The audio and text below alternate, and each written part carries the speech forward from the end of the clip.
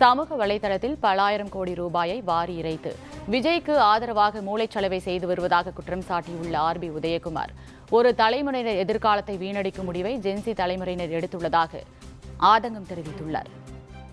ஒரு தலைமுறையின் எதிர்காலத்தையே வீணடிக்கும் விபரீதத்தை விளையாட்டாக இந்த ஜென்சி தலைமுறை தேர்தலிலே எடுத்து விட்டார்களோ இந்த விபரீத முடிவை.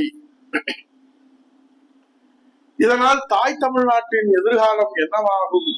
சமூக வலைதளங்களிலே, டிஜிட்டல் பிளாட்ஃபார்மிலே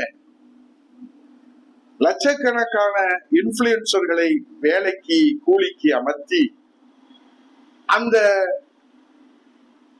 கூலிக்கு அமர்த்திய இன்ஃபுளுசர்களை வைத்துக் கொண்டு வியூகம் அமைத்து விஜயின் பிம்பத்தை மட்டுமே மக்களிடத்திலே இன்ஃபுளுன்ஸ் பண்ண பல ஆயிரம் கோடிகளை கொட்டி கொடுத்து கோடிக்கணக்கான மக்களை மூளை செலவை செய்வதை தவிர வேறு எந்த தியாகத்தையும்